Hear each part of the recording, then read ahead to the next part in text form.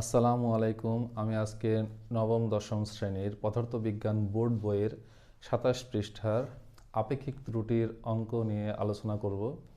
আমি এখানে একটি আপেক্ষিক ত্রুটির গাণিতিক সমস্যা লিখে রেখেছি।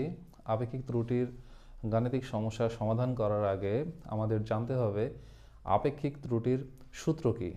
শতকরা আপেক্ষিক ত্রুটির নির্ণয়ের সূত্র হচ্ছে চূড়ান্ত ত্রুটি বাই পরিমাপ করা মান ইন্টু 100%। তাহলে চূড়ান্ত ত্রুটিটা কি? চূড়ান্ত ত্রুটি হচ্ছে আমরা যখন কোনো কিছু পরিমাপ করতে চাই তখন সেটি পরিমাপে একটি ত্রুটি আসতে পারে, সর্বোচ্চ যে ত্রুটিটা আসতে পারে সেটাকে বলা হচ্ছে চূড়ান্ত ত্রুটি। তাহলে শতকরা আপেক্ষিক ত্রুটি সমান চূড়ান্ত ত্রুটি বাই পরিমাপ করা মান ইন্টু 100%। তাহলে আমরা এখন এটা সমাধানে আসি। এখানে প্রশ্নে বলা আছে একটি বর্গাকার বইয়ের দৈর্ঘ্য 10 সেন্টিমিটার। একটা বই, এই বইয়ের আকার হচ্ছে বর্গাকার, এই বইয়ের যেটা দৈর্ঘ্য সেটা হচ্ছে 10 সেন্টিমিটার। পরিমাপে আপেক্ষিক ত্রুটি 10%, মানে বইটির যে দৈর্ঘ্য সেই দৈর্ঘ্য পরিমাপ আপেক্ষিক ত্রুটি 10%। বইটির ক্ষেত্রফলে আপেক্ষিক ত্রুটি কত? তাহলে আমরা প্রথমে লিখব বর্গাকার বইয়ের দৈর্ঘ্য, বর্গাকার বইয়ের দৈর্ঘ্য কত আছে? 10 সেন্টিমিটার। এখন লিখব অতএব বর্গাকার বইয়ের ক্ষেত্রফল।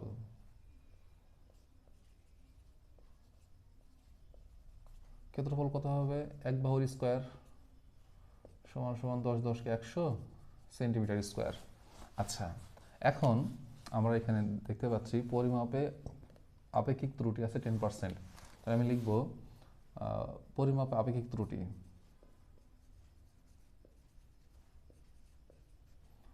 আপেক্ষিক ত্রুটি 10%। এটার অর্থ হচ্ছে 100 সেন্টিমিটারে মানে ত্রুটি হয় 10 সেন্টিমিটার, আর 1 সেন্টিমিটারে যা, আর এখানে ওই বইটির দৈর্ঘ্য আছে 10 সেন্টিমিটার। 10 সেন্টিমিটারে কত হবে ত্রুটি? সেটা হবে 1 সেন্টিমিটার। তাহলে আমরা লিখব সম্ভাব্য সম্ভাব্য সবচেয়ে কম দৈর্ঘ্য। তাহলে এখানে দেওয়া আছে বইটির দৈর্ঘ্য 10 সেন্টিমিটার, 10 সেন্টিমিটার, আর আপেক্ষিক ত্রুটি হচ্ছে 10 এর, এই যে এই 10 সেন্টিমিটারের কত পার্সেন্ট? 10%।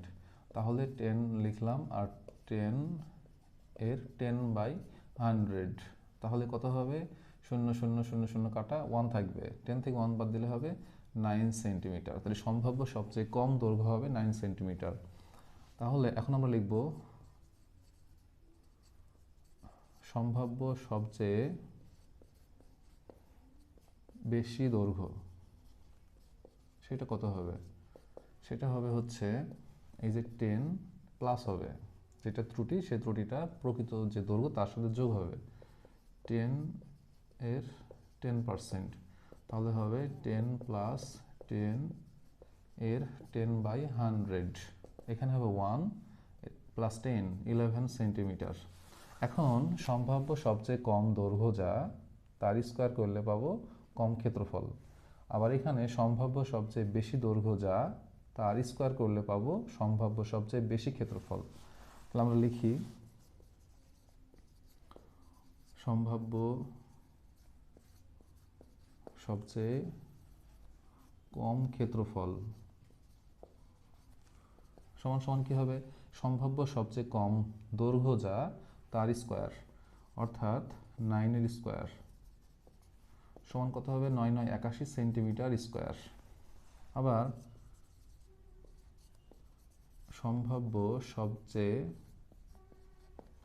বেশি ক্ষেত্রফল কত হবে? 11, তাহলে 11 এর স্কোয়ার 121 সেন্টিমিটার স্কোয়ার। এখন এখানে ক্ষেত্রফলের সূত্র লিখলাম এক বাহুর স্কোয়ার। এটা যদি আয়তাকার বস্তু হতো তাহলে লিখতাম দৈর্ঘ্য গুণ প্রস্থ। এটা যে এখানে যেহেতু বইটির আকার দেওয়া আছে বর্গাকার, এই কারণে আমরা লিখলাম এক বাহুর স্কোয়ার। আচ্ছা, তাহলে আমরা এই দুইটা ক্ষেত্রফল পেলাম, আর এটা হচ্ছে পরিমাপকৃত ক্ষেত্রফল বা প্রকৃত ক্ষেত্রফল। এখন আমরা লিখব হচ্ছে চূড়ান্ত ত্রুটি। কাজেই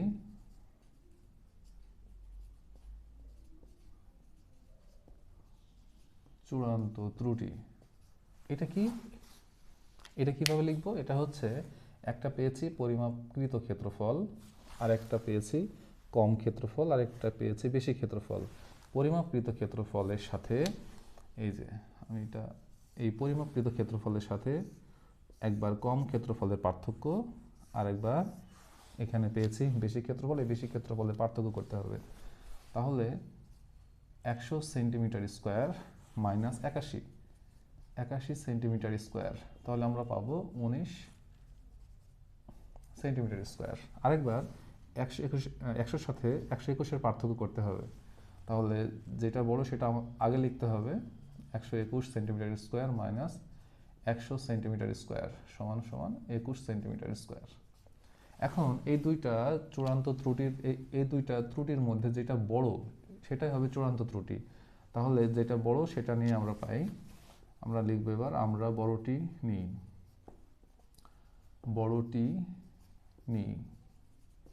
অর্থাৎ চূড়ান্ত ত্রুটি কত? 21 সেন্টিমিটার স্কোয়ার। এখন আমরা লিখব অতএব ক্ষেত্রফল নির্ণয় শতকরা আপেক্ষিক ত্রুটি। আমি সংক্ষেপে লিখলাম শতকরা আপেক্ষিক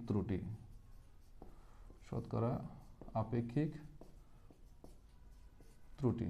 এটা সমান সমান কি? এটার সূত্র হচ্ছে চূড়ান্ত ত্রুটি বাই পরিমাপকৃত মান ইন্টু 100%। তাহলে এখানে চূড়ান্ত যে ত্রুটি সেটা হচ্ছে 21 আর এখানে পরিমাপকৃত মান হচ্ছে 100 ইন্টু 100%। তাহলে কি হবে? 100 কাটা যাবে, থাকবে 21%। তো আমরা দেখলাম এখানে শতকরা আপেক্ষিক ত্রুটি পেলাম 21%। তাহলে অঙ্কটা যদি আমি আরেকবার একটু দেখাই, সেটা হচ্ছে এখানে বর্গাকার বইয়ের যা দৈর্ঘ্য দেওয়া আছে, চেয়েছে ক্ষেত্রফল নির্ণয় আপেক্ষিক ত্রুটি। তাহলে আমাদের কি করতে হবে? বইয়ের দৈর্ঘ্য লিখতে হবে, তারপর ক্ষেত্রফলটা বের করতে হবে। ক্ষেত্রফল বের করার পরে এখানে আপেক্ষিক ত্রুটি আছে 10%। যদি আপেক্ষিক ত্রুটি দেওয়া না থাকে তাহলে 0.5 সেন্টিমিটার দিয়ে অঙ্কটা করতে হবে। তাহলে আমরা লিখব সম্ভাব্য সবচেয়ে কম দৈর্ঘ্য 10 মাইনাস 10 এর 10%।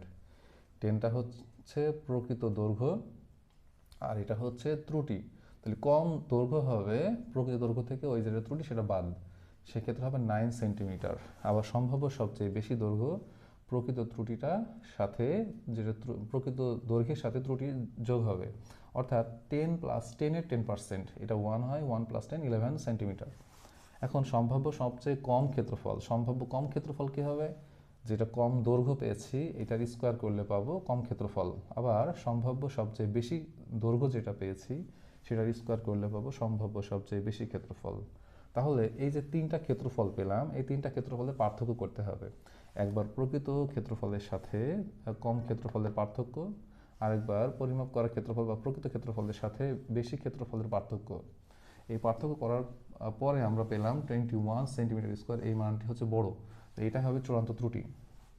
অর্থাৎ ক্ষেত্রফল নির্ণয় শতকরা আপেক্ষিক ত্রুটি, চূড়ান্ত ত্রুটি বাই পরিমাপকৃত মান ইন্টু 100%। চূড়ান্ত ত্রুটি 21, পরিমাপকৃত মান 100 ইন্টু 100%। এখানে 100 কাটা গেল, থাকলো হচ্ছে 21। আজকের মতো এ পর্যন্তই, দেখা হবে পরবর্তী অন্য কোনো ক্লাসে। আল্লাহ হাফেজ।